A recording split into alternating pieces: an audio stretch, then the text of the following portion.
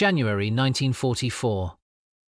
The Eastern Front breathes fire and ice at the same time. Snow drifts through shattered pine trees. Artillery thunders in the distance like an endless storm beyond the horizon. Inside a half-collapsed farmhouse converted into a forward command post, a general leans over a battlefield map lit by a single trembling lantern. His breath fogs the air as he listens to reports arriving faster than they can be written down. Outside, rifles crack. Men shout.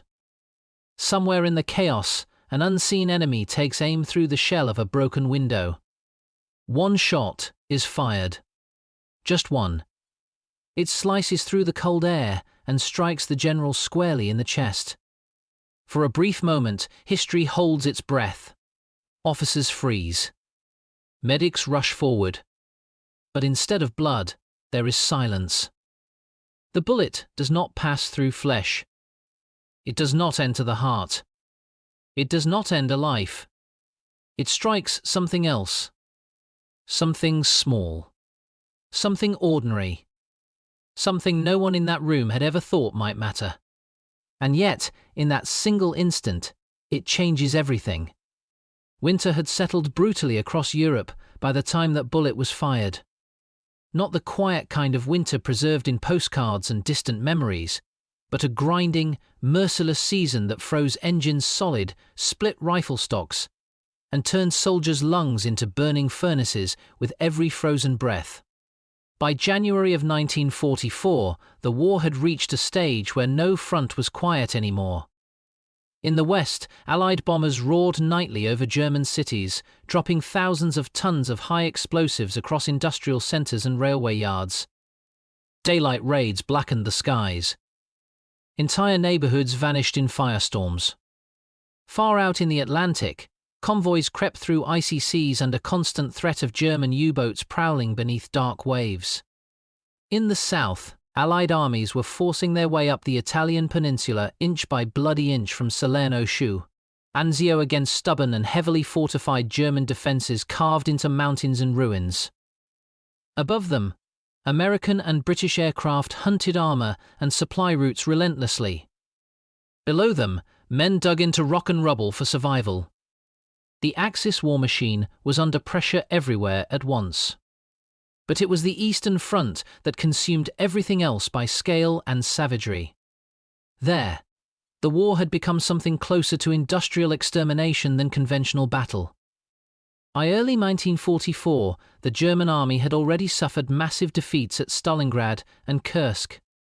Those disasters were not merely losses of territory, they were shattering psychological blows. Germany's aura of invincibility, forged in the rapid victories of 1939 through 1941, had been stripped away in the ruins along the Volga River and the scorched fields of southern Russia. The Red Army, once reeling and chaotic in the first year of invasion, had become something far more dangerous. It was larger. It was better armed. It was hardened by unthinkable casualties. Soviet factories, relocated deep beyond the Ural Mountains, poured out tanks and artillery in numbers that even German industry could no longer match. T-34s rolled westward like mechanical avalanches. Katyusha rocket launchers screamed across frozen plains with a terror all their own. Infantry divisions, rebuilt again and again from the survivors, advanced through blizzards and minefields alike. The German army, by contrast, was hollowing out. Veteran units that had stormed across Europe in the early years were now thinned by attrition. Entire divisions existed mostly on paper. Reinforcements increasingly came in the form of teenage boys or aging men pulled from factories and farms. Equipment shortages became impossible to conceal. Fuel vanished before tanks could even reach the front. Replacement rifles arrived weeks late, if at all. Commanders were forced to make terrible choices daily, spreading thin forces across vast front lines, holding villages not for strategic value, but to delay with blood what could no longer be stopped with machines. High command orders became increasingly detached from reality. Adolf Hitler, insulated within concrete bunkers far from artillery fire. issued commands that demanded ground be held to the last man regardless of circumstances. Retreat was often forbidden, even when encirclement was inevitable. Entire German armies vanished into Soviet captivity because withdrawal was declared dishonorable or unnecessary. To the men freezing in foxholes, such decisions were not ideological. They were fatal. Loyalty did not warm the body or repair a jammed rifle. The Eastern Front was no longer a battlefield. It was a furnace that burned men into numbers. Yet, despite all this, Germany still fielded experienced generals, brilliant tacticians and survivors of a dozen campaigns. These men were not politicians in uniform. Many had come up through old pre-war military institutions. They understood maneuver warfare, logistics, timing, and they increasingly knew the war was slipping away. But they also knew that their command's entire corps and armies still depended on them to keep catastrophe at bay just a little longer. In early 1944, every defensible town mattered. Every delayed breakthrough meant a chance for civilians to flee westward. Every hour bought on the front line meant railcars could still evacuate factories deeper into Germany. For German command, survival was no longer about victory. It was about damage control on an epic, collapsing scale. That was the environment into which the general had been sent. He did not operate from some rear-line headquarters draped in maps and wine glasses. He lived close to the front, uncomfortably close, because communication failures were as deadly as artillery. Radios failed in the cold. Telephone wires vanished beneath shellfire. Couriers were lost as easily as platoons. For the officers of 1944, battlefield command often meant situational awareness measured in minutes. If a village fell, you had to know before the enemy's tanks were already behind you. If a bridge was destroyed, you had to reroute supply convoys instantly. One delay could collapse an entire defensive sector. So command outposts were improvised in half-burned houses, barns and factories, with walls cracked by shell fragments and roofs that leaked snow. Maps were hammer-pinned to boards scavenged from broken furniture. Oil lamps replaced electricity. Wet boots were dried near stoves, fed by splintered beams. Cigarettes became as valuable as ammunition, not for indulgence, but for stability. Smoke steadied hands that had not slept in days. Conversations took place in whispers, even during bombardment, because too much noise inside a command post became an invitation. Snipers, too, had learned this truth. No enemy valued a general's death more than a trained marksman tucked into winter camouflage half a kilometer away. Communication staff carried pistols more for moral comfort than practical use. A general caught in the open was worth 10 bunkers full of infantry. Kill the head and the body might still move, but not with clarity, not with speed, not with confidence. So when the shot eventually came, it did not come by accident. It came from a war that had already been bleeding leadership dry. It came from a front line that had grown so close you could smell it. And it came toward a man whose survival would quietly alter the course of everything happening around him. He was not meant to be famous. Not in the way politicians were. Not in the way propaganda posters demanded heroes be shaped. He had not entered the army dreaming of myth or memorial. He had simply chosen a profession we now associate with fate itself, soldiering at a time when Europe still believed treaties could outlast empires and uniforms were symbols of tradition, not omens of apocalypse. He had graduated from officer schools when maps still had neat borders and battle plans were drawn with ink rather than blood. By the time war swallowed the continent, he was already carved by decades of training, discipline, and method, a man schooled in maneuver rather than spectacle. The general had come of age in the long shadow of Germany's defeat in the First World War. The military he joined afterward was smaller, quieter, and bitterly constrained by the Treaty of Versailles. But inside its officer corps, something older endured. A tradition of meticulous planning, rigid hierarchy, and battlefield exactness inherited from the Prussian school of war. He absorbed it the way some absorb faith. Not fiercely, but deeply. To him, warfare was not chaos. It was a system of pressures, movement, and exhaustion. And if enough stress accumulated in the wrong place, something would always break. His job, as he understood it, was to make sure that something happened to be the enemy. By the time the Second World War exploded across Europe, he was no longer a young man. He had already served through peacetime promotions, exercises conducted with limited ammunition and aging equipment, and years of political unease. When Germany invaded Poland in 1939, he did not celebrate. He deployed. While the world watched in shock as Blitzkrieg tore through Western Europe, he learned something far less romantic, that speed killed men faster than shells ever could. Entire armies did not collapse under fire. They collapsed under confusion. Units that could not communicate ceased to exist as units at all. Campaign after campaign hardened him. France, the Balkans, and then Russia, the war that would break Germany, even if Germany won every battle that followed it.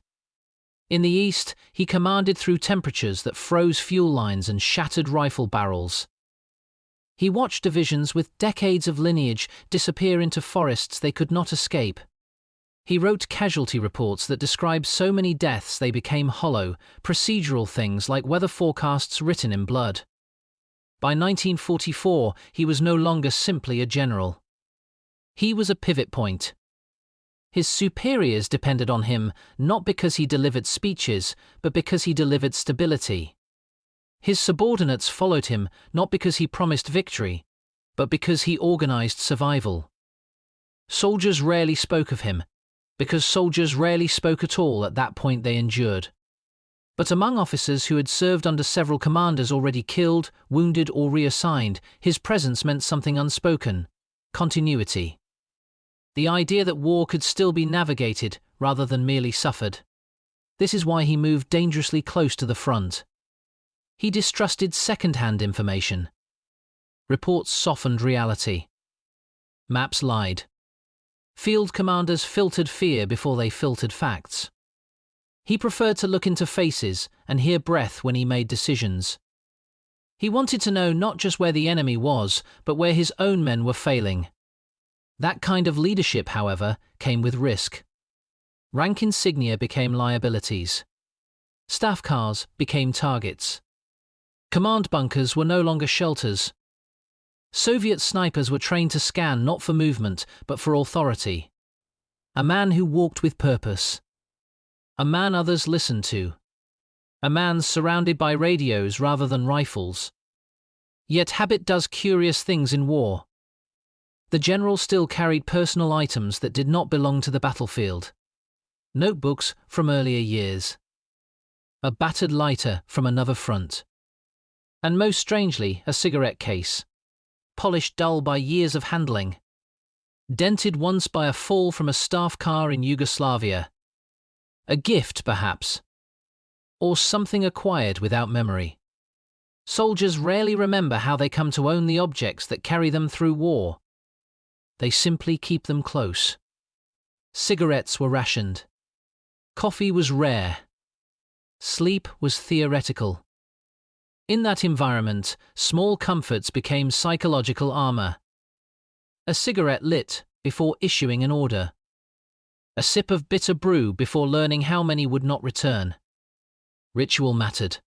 It kept the world from dissolving into noise. The general did not know this object would one day matter more than any medal. He did not suspect it would outweigh body armor. He could not yet understand how the most ordinary keepsake in his possession would quietly defy physics on his behalf. At the farmhouse command post, as reports stacked up and artillery clattered like distant thunder, the case rested in his uniform pocket with all the significance it had ever had. None. And in war, nothing is deadlier or more honest than a moment that arrives with no ceremony at all. The war did not feel cinematic to the men inside it. It felt small, close, suffocating. Human beings rarely experience history as a broad panorama. They experience it as shattered sleep, raw knuckles, empty stomachs, and the quiet knowledge that tomorrow will demand more than today already has. For the men defending collapsing front lines, survival was not a grand objective. It was a clock, ticking between heartbeats. In that farmhouse command post, fear was not dramatic. It was efficient. Officers did not shout. They murmured.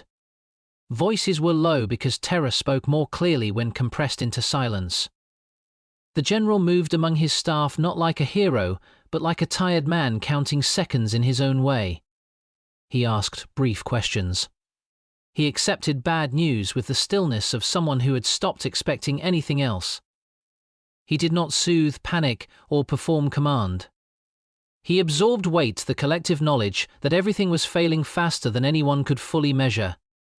The human mind in war does a strange thing when danger becomes permanent. It stops reacting to it. Once death is everywhere, it is also nowhere in particular. Soldiers step over bodies and forget the faces within minutes. The mind cannot carry that much loss and remain functional. Officers learned this more brutally than most. They counted not just enemies killed, but men lost. Faces once familiar turned into empty chairs on situation maps. A commander who allowed himself to feel every absence would go mad within weeks. So they closed doors internally. Feelings were postponed.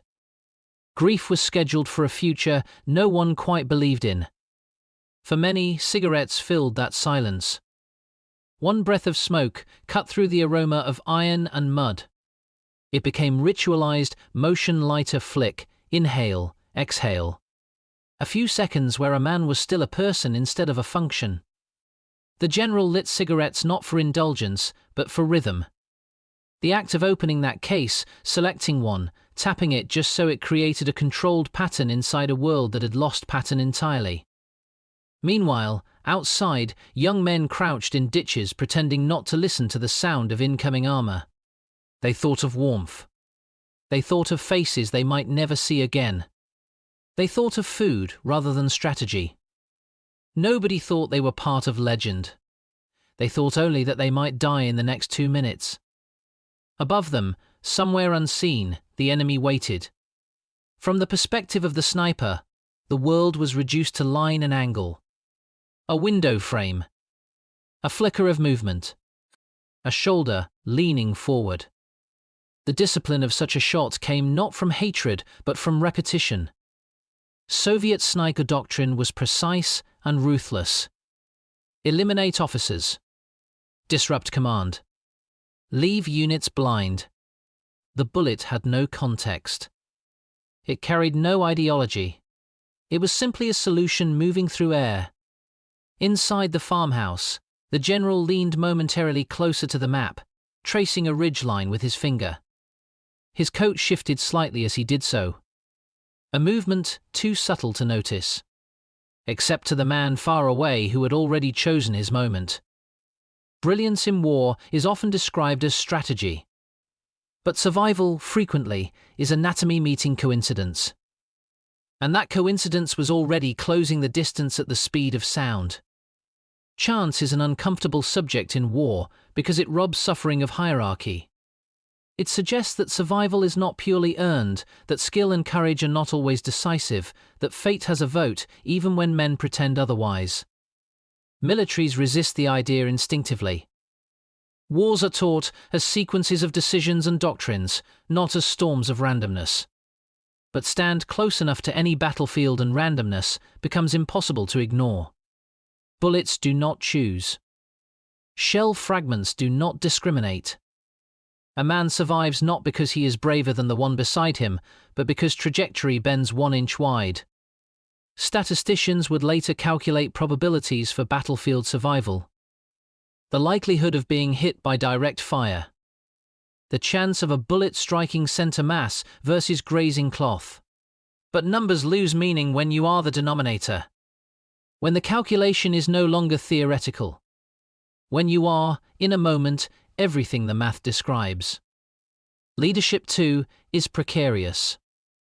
The death of a general is not merely symbolic. It destabilizes thousands of men at once. Orders freeze. Communication fractures. Confidence scatters. Armies do not collapse from lack of bullets as often as they collapse from lack of direction. There is a dangerous illusion that systems replace individuals in modern war. Radios instead of messengers. Protocol instead of improvisation.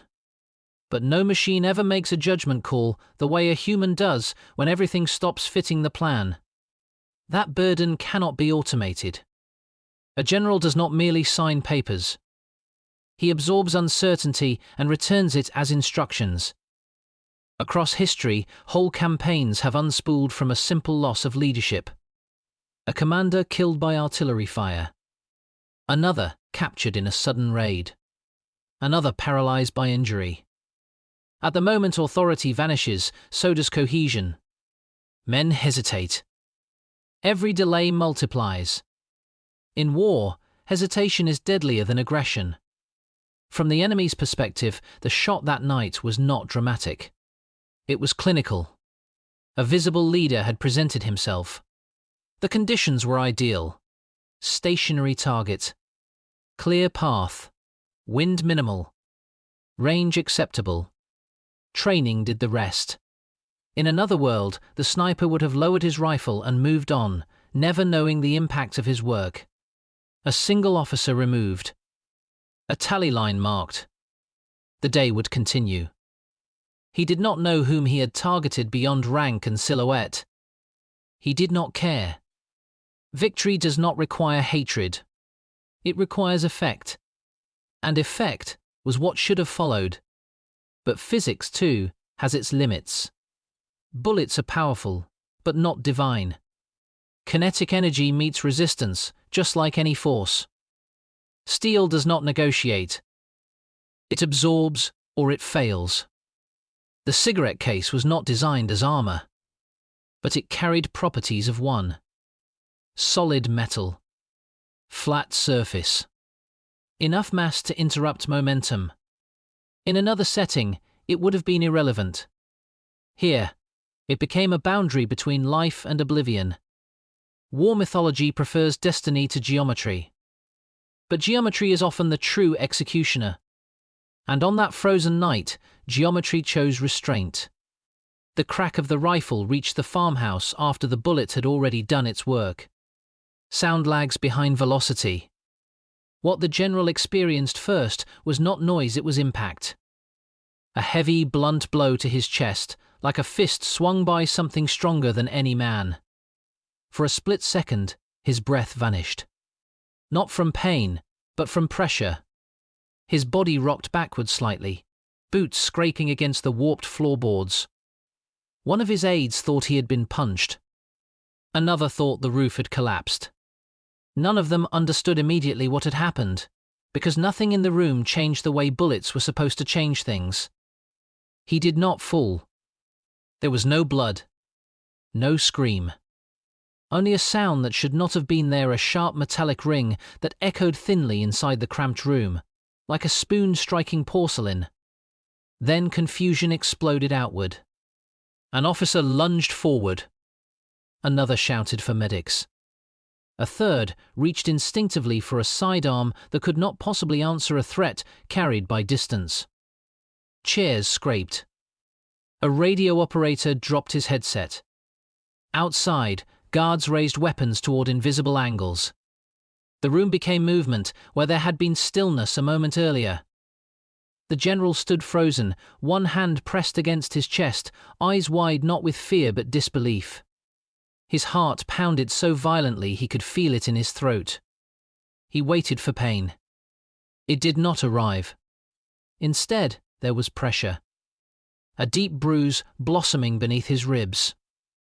A breath that returned slowly, uneven at first, then sharp and burning. He looked down at his uniform as if expecting life to leak out of it. Nothing did. One of the aides pulled his hand away. They inspected the fabric. The coat was torn. A small blackened puncture traced an entry point. But beneath it, there was no wound. They opened his coat further, fingers trembling despite themselves. And there it was. The cigarette case lay warped in his inner pocket, no longer flat. Its once smooth surface had been crushed inward like soft clay struck with a hammer. A dull smear of lead stained its metal skin. The bullet had buried itself partway through, then given up. Medical staff rushed in moments later, checking pulse and pupil. They pressed on his chest carefully. He flinched, but the skin did not break. No blood followed their fingers. The general had just been shot and somehow remained intact. For a man who had ordered others into gunfire for years, he now stared at a pocket-sized wreckage that could not be explained by doctrine or training. It lay between his hands like a message from another reality. And for a long second, no one in that room could remember how breathing worked. The silence after impact lingered unnaturally long. Longer than danger ever allows itself on the front line. Outside, artillery still thundered. Somewhere down the road, engines growled. But inside that farmhouse, time seemed to hesitate as if it too required a moment to comprehend what had failed to happen. A medic finally broke the paralysis. He instructed the general to sit. Fingers moved with professional speed, opening buttons, lifting fabric, tracing skin that should have been punctured and was not.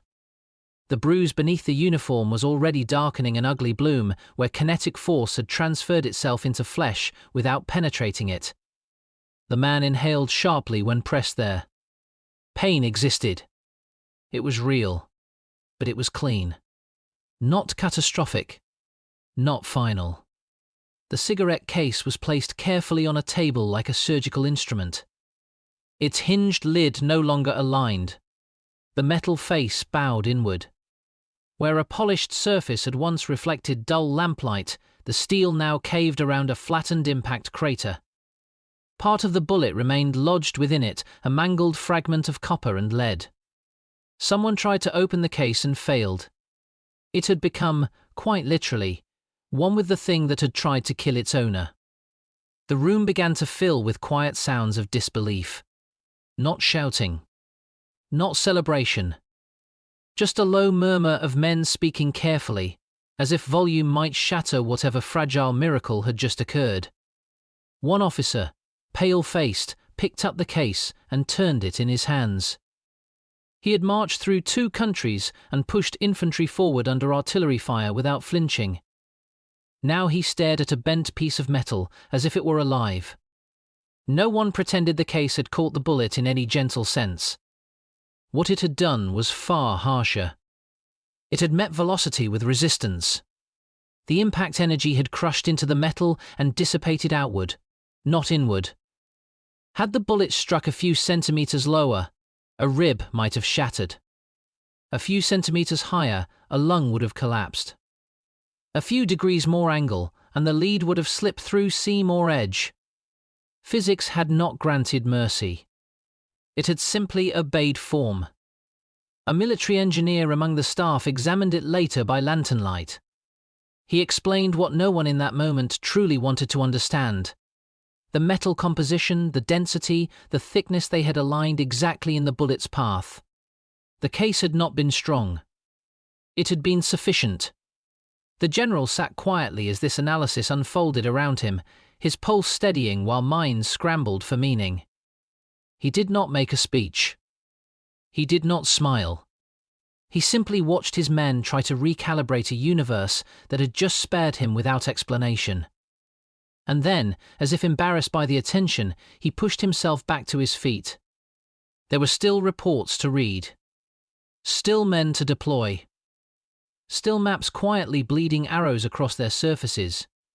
He buttoned his coat over where death had been delayed by millimeters. No dramatic pause. No moment of reflection. The war did not grant space for it. It merely continued. The war did not pause to acknowledge what had almost happened in that farmhouse. Armored columns did not reverse course because a single life had been spared. Artillery did not fall silent.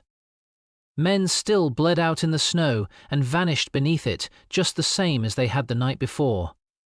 But something subtle changed inside the walls of that command post and then inside every unit that learned the story after. At first, the survival spread as rumor. A shot fired. A general struck. No wound. Whispers rickle faster through armies than any official dispatch ever could. Tales begin to arrive already shaped, some exaggerated, others unnervingly precise. A miracle, some called it. Luck, others said. A sign, a few dared to murmur under their breath. In an environment where good news had become alien, anything resembling fortune took on the weight of prophecy. For officers who had served under too many commanders to remember their names, the fact that this one had survived had meaning beyond strategy. It was a reassurance that leadership hadn't entirely vaporized under artillery and order confusion.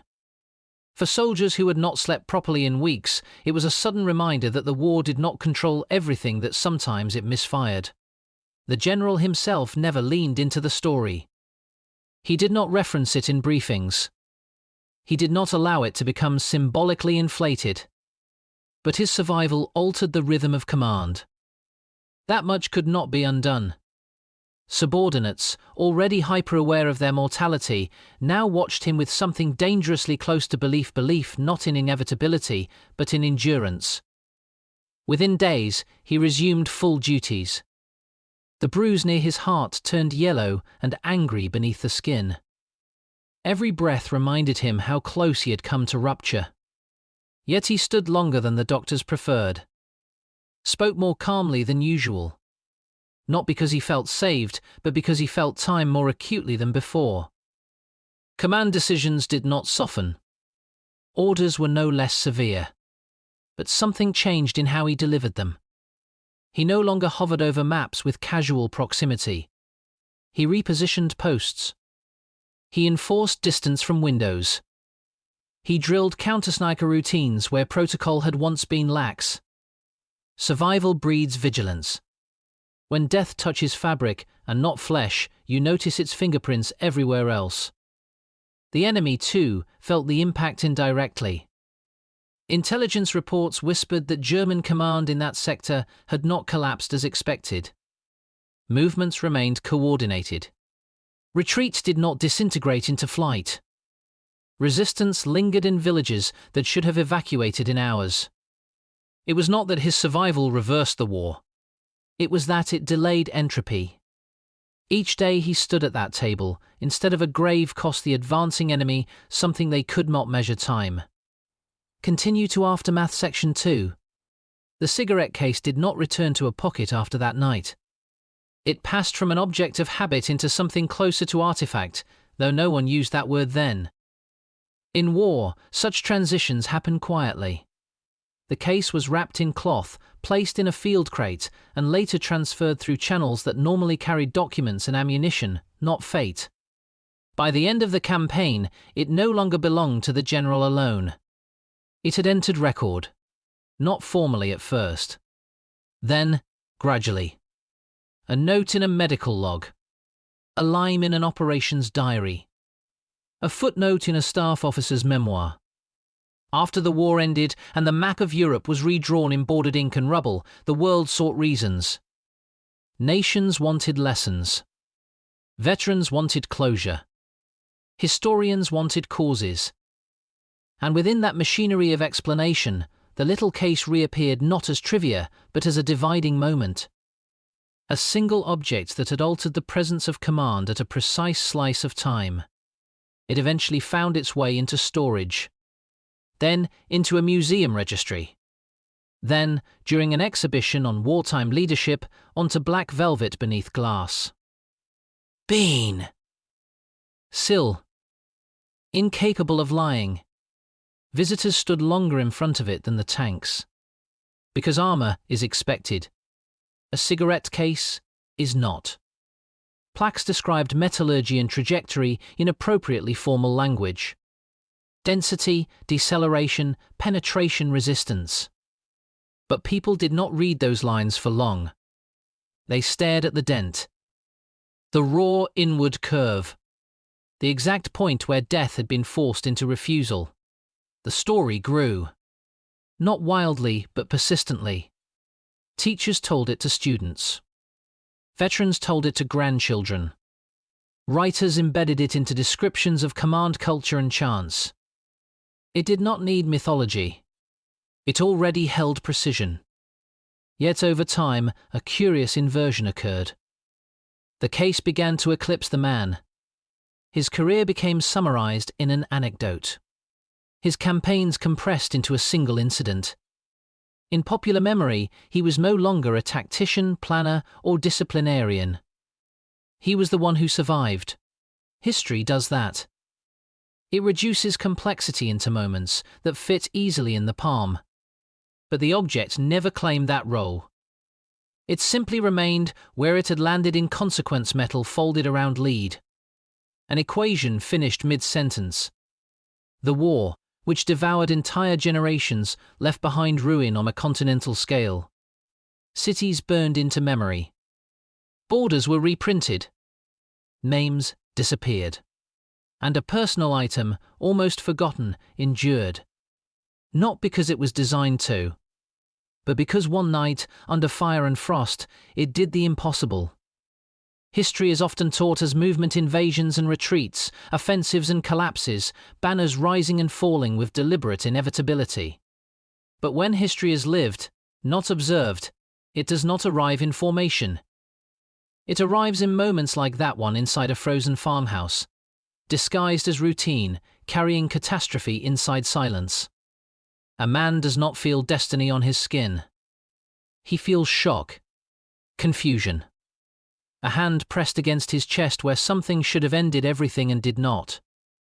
The cigarette case never chose to be remembered. It was never forged for war. It never promised protection. It was born of habit, not heroism. And yet, in the hydrogen-soft seconds between shot and silence, it intercepted something larger than itself. Not symbolically. Physically. It bent where a body should have broken. We like to imagine that history turns on grand decisions alone, conferences, invasions, alliances. But it also turns on accidents made of steel and angle. On seconds no one planned for. On the unremarkable things men carry into extraordinary places without thinking. The general walked away from that night and returned to command as if nothing had changed. But something had. Not the war. Not the tide of violence sweeping continents toward ash. Something smaller. More fragile. The distance between life and death. The case sits now behind glass, stripped of utility, preserved by belief. People stare at it because it refuses to fit into usual categories. It is not a weapon. Not armor. Not even intentional. It is interruption. It reminds us that for all war's machinery and certainty, it is still governed in part by coincidence, and that every life saved is not necessarily the result of planning, but sometimes of proximity and pressure colliding at exactly the wrong angle for death.